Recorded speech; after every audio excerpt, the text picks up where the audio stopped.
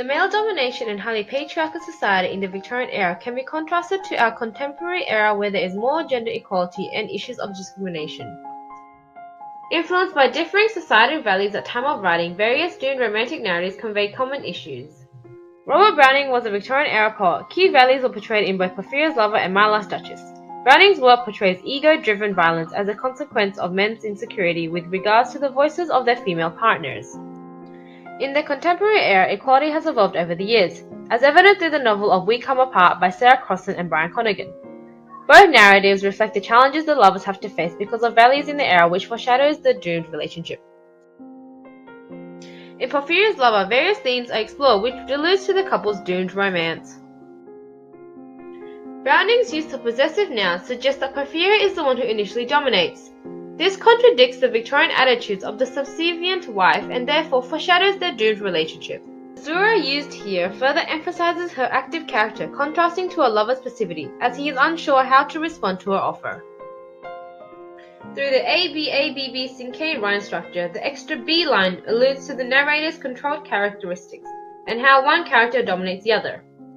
The four opening lines are paradoxical and sets the tone, revealing the megalomaniac persona of the male character.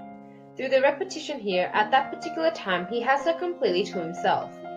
The quote represents the societal values of its time, as the reversal of powers was not accepted.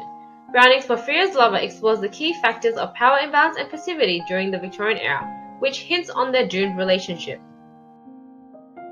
We Come Apart also reflect key factors in suggesting the doomed romance of the lovers. However, the use of we in the title symbolizes the relatively more balanced powers the two protagonists have in their relationship. Further explored by the dual perspective structure of Nico and Jess in the novel, reflects the contemporary era. However, the young lovers do not have power against the society as a whole, conveying a sense of helplessness, and they could only rely on each other. The quote reflects the disgust Jess's friends feel towards Niku, and thus represents the discrimination that he faces in the society. Concepts of imbalanced powers and passivity in the novel reflect that Niku and Jess has challenges and barriers to face in that specific time, which foreshadows their doomed romance.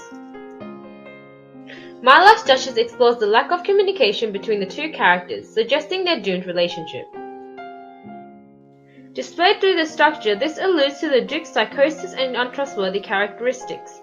He has presented that he is skillful enough to communicate with the Duchess about the issue, but he doesn't care to speak to her. This is further emphasized through the dark tone and use of semicolons, suggesting the Duke is unable to tell the Duchess about her behaviors directly. His jealousy and madness, coupled with their lack of communication, is a key factor in their doomed romance. The Duke's perception of his relationship with his wife is conveyed through his dialogue with the Count's servant. Browning's use of imagery alludes to how the Duke views himself as a god who controls the Duchess and do as he wishes. Thus, Browning's exploration on the lack of communication between the two lovers throughout My Last Duchess foreshadows their doomed ending romance.